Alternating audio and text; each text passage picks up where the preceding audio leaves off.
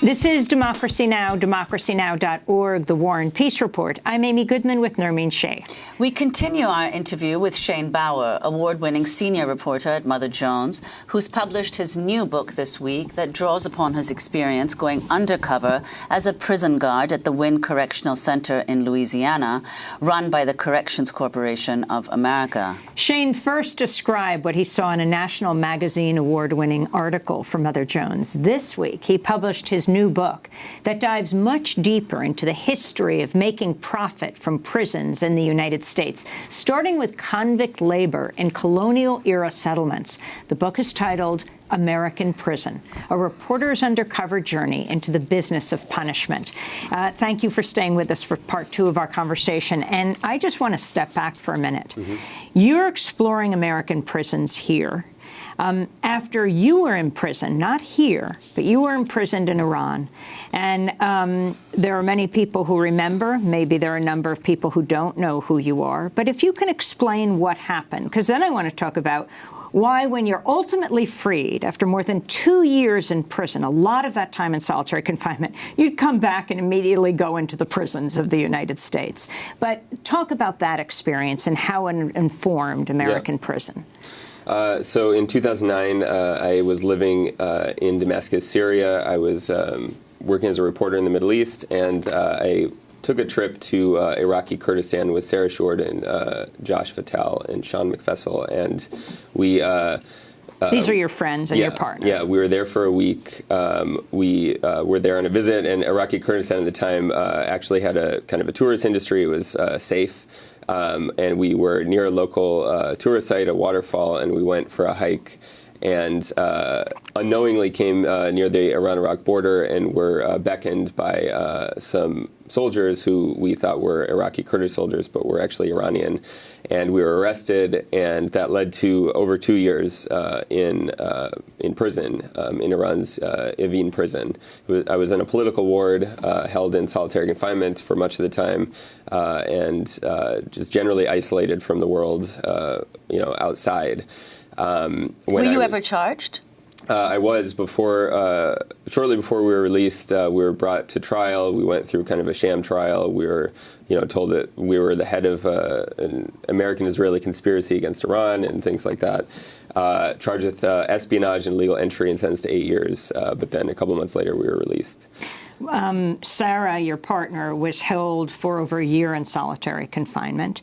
You were held with Josh Fattal, your friend, but you were held for more than 2 years in the prison.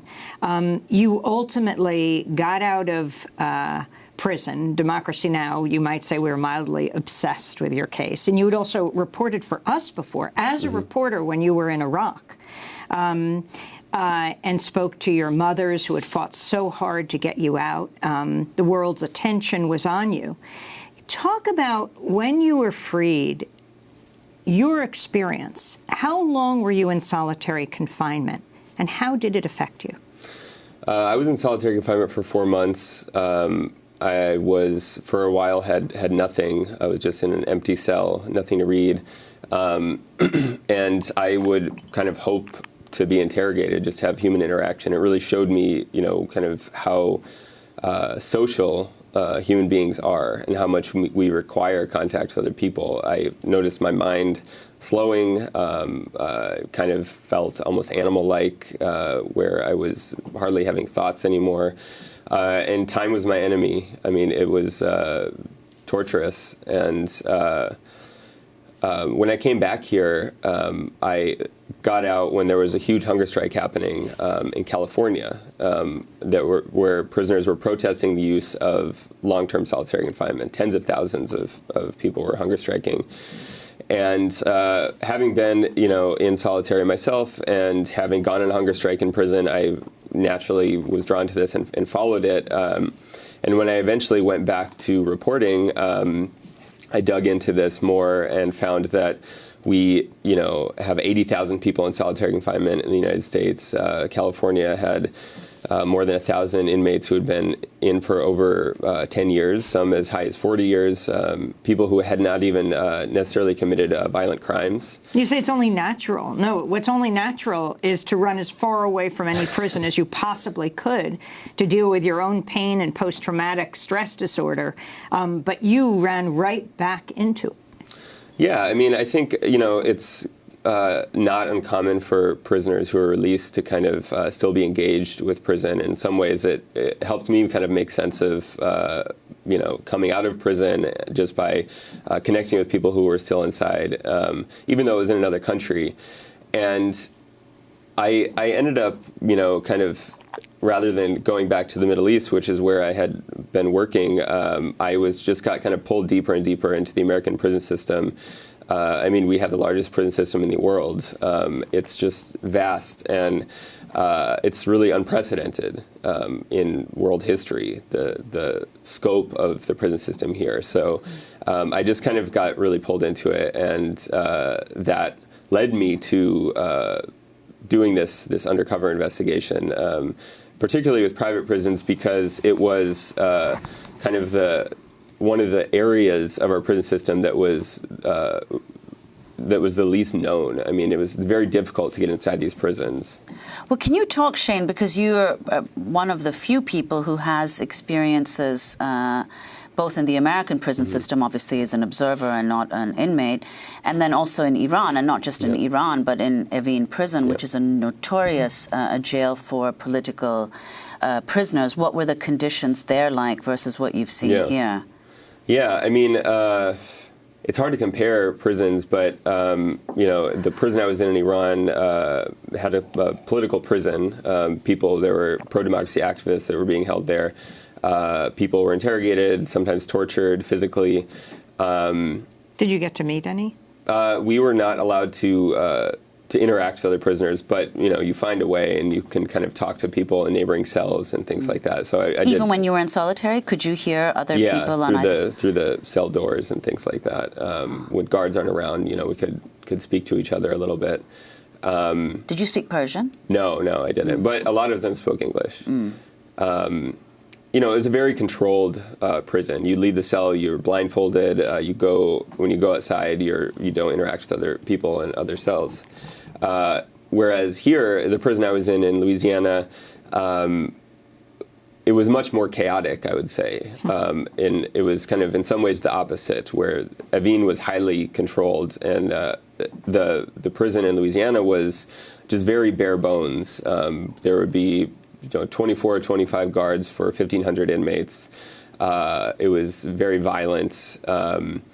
And prisoners, rather than being isolated, were held in dorms of 44 inmates, all together in one place. And how many guards for 44 prisoners?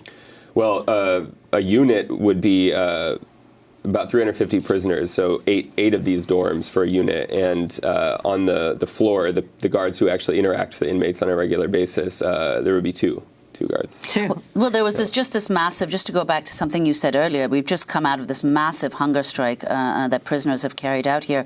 You said you also went on hunger strike when you were held in Iran. Now, was that when you were in solitary confinement? Yeah. And what was the response? Were there other prisoners also hunger striking? Well, it was me and the two people that I was in prison with managed to coordinate with each other, so we went on hunger strike. You, Josh, and Sarah. Yeah, so we went on hunger strike basically to demand that we would be allowed to see each other And how again. did you communicate with Sarah? Josh, you had been living with in the cell, but Sarah, a woman, talk about how you communicated with her. Well, we actually, none of us were together at that time. We were all isolated, but they would take us to a kind of courtyard, for a small period of day, one by one. So we would kind of hide notes out there. So the other person would go out and, So you had a pencil and paper? Yeah. Huh. And were you allowed books? Sometimes they took we didn't have pen and paper, but we would manage to, grab some from guards or something like that, left on a table or something.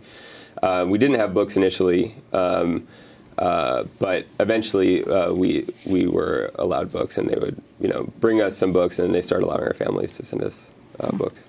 You chronicle what happened to you in your first book that you wrote with Josh and Sarah called A Sliver of Light, 3 Americans imprisoned in Iran.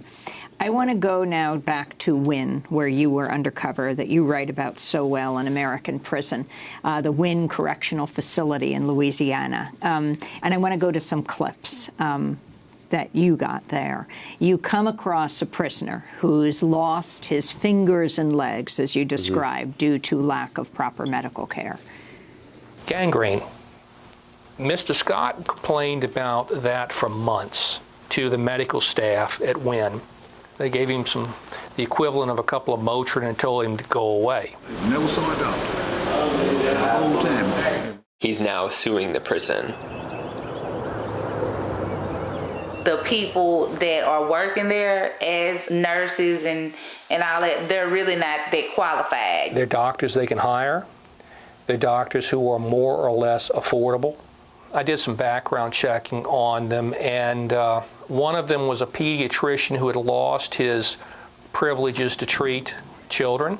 Now, CCA, the Correction Corporation of America, has said it, quote, it's committed to ensuring that all individuals entrusted to our care have appropriate access to medical services as needed.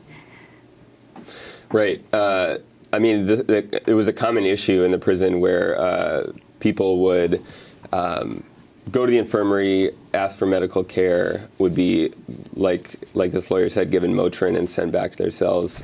I saw a man who had collapsed from chest pain, and this had happened to him several times, and he was repeatedly just sent back to his bed rather than being taken to a hospital. And you know, the company would kind of was resistant to take them to the hospital because they would have to foot the bill if they did. Well, while you were at Wynn, tensions grew high at that facility. This Mother Jones video, another one that you produced, goes inside during that turmoil. The prison has been on lockdown for about a week. CCA has sent in SORT teams from its prisons around the country to try to bring Wynn under control. SORT team is like a wrecking crew. You know, they dress them all in black.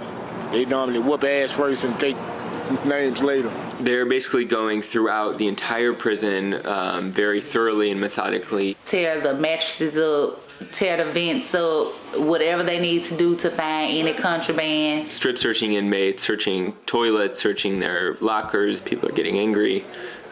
They're lashing out.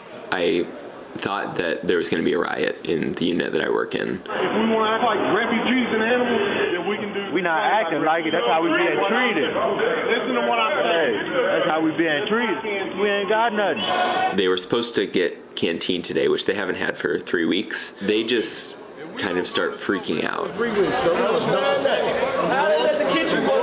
No, they said no COs are going to come on the tier. We're not doing count. We're not cooperating. We're going to riot. This is the incompetence that's causing these problems. The inability to be able to run this place in a professional manner. The people here are so lazy from where they go, and their solution to the problem is lock everybody down. Come on, man, you need a brainiac, somebody that could think, somebody that could come in here with finesse and run the prison and deal with these problems. So, Shane, could you talk about what was happening there and what the result of this was? Yeah, I mean, the prisoners were constantly complaining, constantly frustrated that they didn't have basic services and even programs, recreation time, educational programs. These things were being cut because the company was, cutting staff to save money. And at the same time, the prison was violent, and a lot of the prisoners were complaining about this. Why aren't you guys kind of gaining control of this prison? The guards were paid $9 an hour. The morale was very low. They tended to, just kind of come in and clock out, and wouldn't do the basic duties they were meant to do. They knew they wouldn't be fired, and it just reached such a kind of peak that the company locked the prison down for a week. So prisoners couldn't leave their dorms. They couldn't go to canteen. they brought in what they called a SORT team, a Special Operations Response Team. It's kind of a SWAT-like unit. They brought it in from other prisons to kind of crack down on the prison, rather than providing the services that people were asking for. And after the prisoners had been on lockdown for days, in my unit, they were threatening to riot. People were saying, we need soap, we need to go to a canteen and buy these kind of basic supplies. And there had just been a riot in an immigrant detention center in Texas just before that, which was on TV.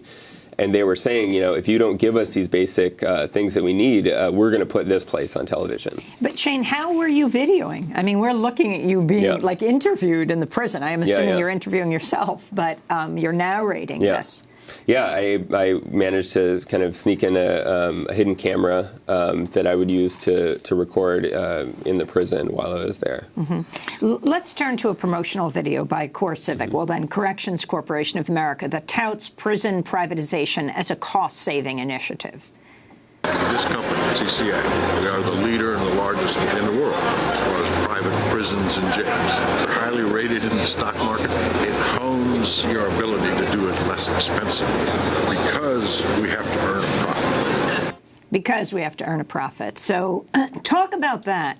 And then, I mean, the beauty of your book, American Prison, is you go deeply into history and American history, the history of prisons, the history of slave labor, and also the history of torture. And I'd like you to talk about torture in American prisons, but respond first to this.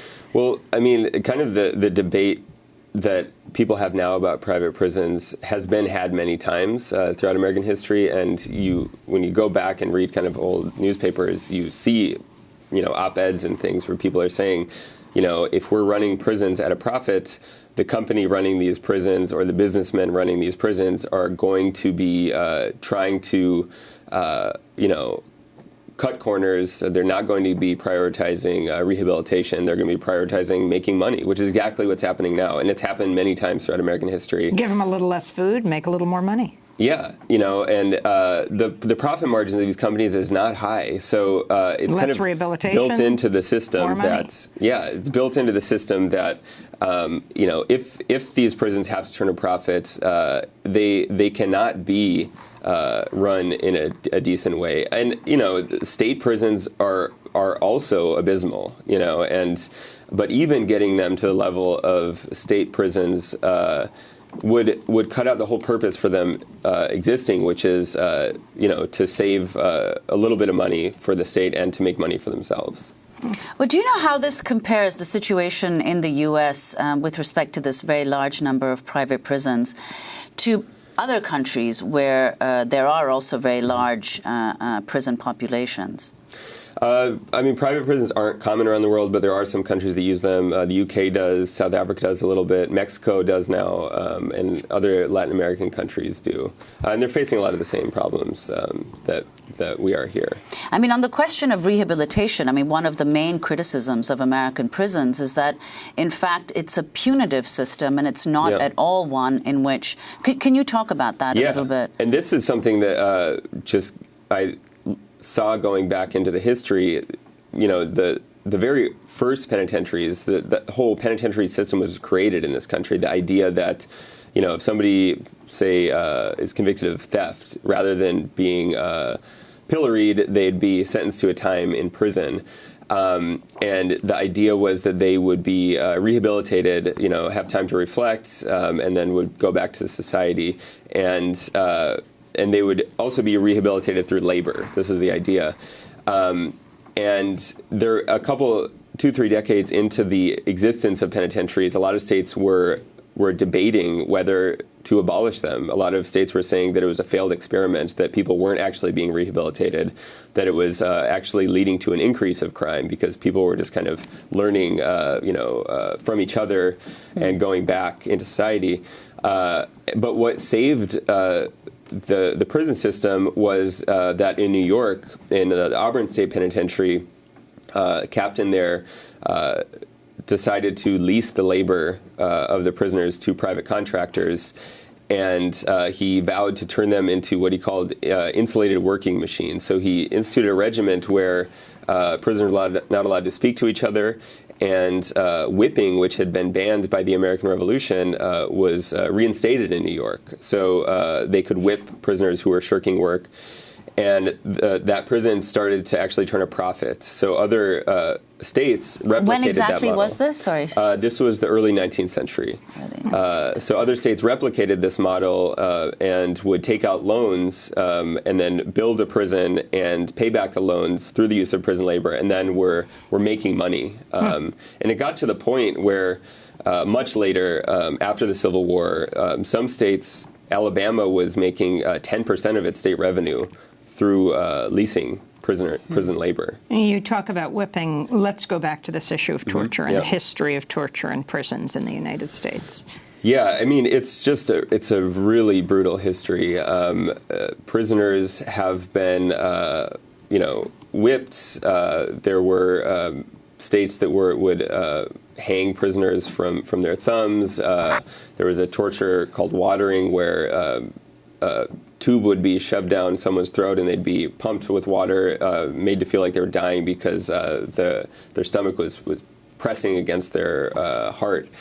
And they were tortured for not making work quotas. And if you go back to the time of slavery, slavery was a more productive system than free labor. Slaves were picking approximately 75% more cotton per hour than free laborers, and it's because they were driven by torture, by the whip. So when slavery ended, people couldn't do that with laborers anymore. They couldn't whip laborers anymore and drive them at those paces, but they could with prisoners. So torture continued to be used in the same way for decades. Arkansas banned the whip in 1967, and Arkansas and many other states at that time also were saving money by using prisoners as guards. They would give guns to some of the most brutal prisoners. A prison inmate guard who would shoot and kill a prisoner who was trying to escape would be granted an immediate parole. And prisoners would be used as overseers in the fields. They would whip other prisoners, and in Arkansas, they were even electrocuting other prisoners for not making quotas in the fields. And in Arkansas, actually, there was a police investigation that uncovered a lot of brutality around this system. And the state then brought in a reformer to kind of change the system. He started hiring guards and taking the guns away from the prisoners. He banned the whip. And as a result, the prison was no longer making a profit to the state, and he was fired.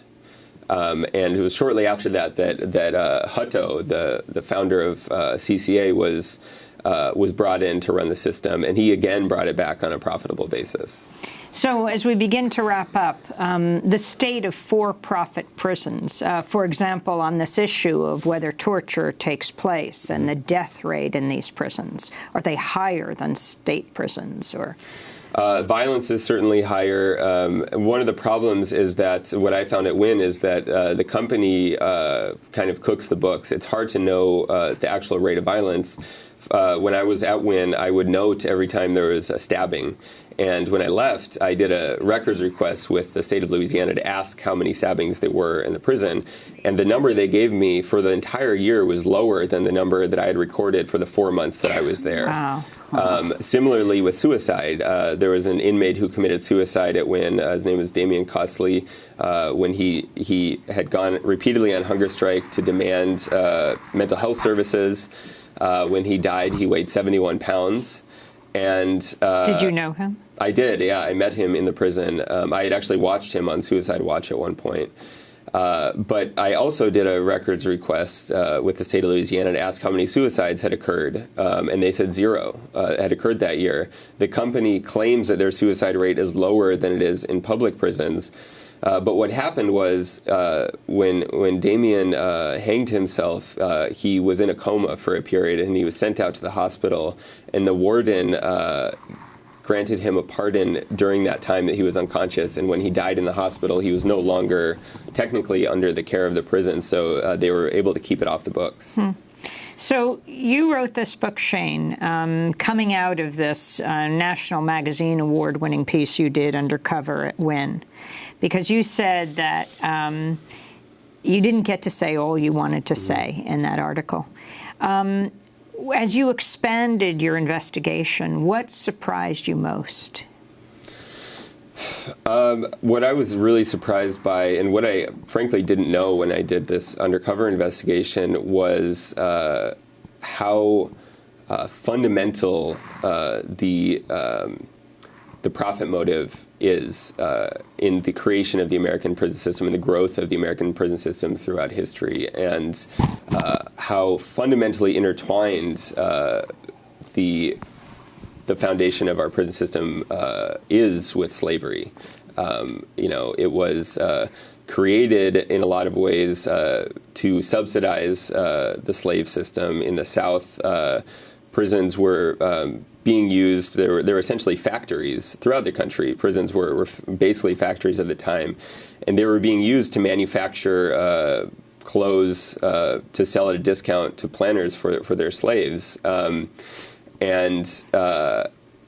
After slavery, it was a way for states to continue this system, and it was only until the 1970s that prisons were not identical to slavery, and it was just a handful of years after that system of kind of for-profit plantations in the South ended that a person who was a part of that system started this kind of new chapter, which is one of many chapters in American history of people trying to profit from other people who were held captive. Well, can you talk about, Shane, the way in which, obviously you've, in the book, tracked the origins of the private prison system, but have there been moments where the number of private prisons has diminished? And now, of course, we see that there's a massive amount, but it hasn't always been this way. No, it's been, throughout American history, it's been kind of a back and forth between prisons being run by private companies and being run by the states, but through most of American history, they were all for profit, whether the profit was for the companies or for the states. And now, the vast majority of our prisons are state-run prisons. It's only about 8% that are private, and they cost the state a lot of money. But this is something that has in the past led to prison privatization when there's a boom in the prison population, and states can't afford to manage this rise in their prison population. So private companies will step in and say, hey, we can do it for cheaper. And is the number of prisoners in the U.S. now rising? No, the number of prisoners is now falling, but is falling. But when these private prison corporations started in the 1980s, it was rising rapidly. So you were in prison in Iran. You're in solitary confinement for a period of the more than 2 years you were there. You come back and you go undercover in the prison in Louisiana. And I know you took pause. Okay, you got in. They didn't even ask you if you were a reporter or whatever, and you wrote everything down in your documents. But you had to wait for a second, take a breath, think, do I really want to go back into this? Yeah. So what was it like? Did you feel when you went into the prison, did it almost terrify you? Bring on a kind of claustrophobia that you felt now you're a guard, then you were a prisoner? I don't think it was claustrophobia, and in some ways, I think it was maybe less daunting to me than it might have been somebody else. The prisons were kind of demystified to me. It wasn't such a big leap for me to go back in some ways, but what was difficult was being on the other side and being a guard. There were times, the first time I remember that I found a contraband cell phone in the prison as a guard. I really stopped because, as a prisoner, I would have taken a phone in a second and used it, and I would have never snitched on another prisoner that had a phone. And I still, thought of myself and still do think of myself as a former prisoner, and my sympathies kind of naturally lied there. But I was had taken this job, and my job was to take things like that. So, you know, it was challenging at first to kind of be on that side, and I had to kind of I struggled really a lot with kind of ethical issues and guilt, and I really had to turn that part of myself off, which I think is common with prison guards. A lot of the guards that I went through training with, you know, they generally want to be kind of good people and treat people humanely. But you quickly find that, you know, this type of interaction where you're locking somebody up day after day is not a kind of normal way to interact with other human beings, and you have to do that job, just kind of turn off that part of yourself that, you know, would maybe make you feel guilty for some things you do. I want to thank you very much for your work and for being here. Shane Bauer, award-winning reporter. His new book is called American Prison, A Reporter's Undercover Journey into the Business of Punishment. To see part 1 of our conversation, go to democracynow.org. I'm Amy Goodman with Nermeen Sheikh. Thanks so much for joining us.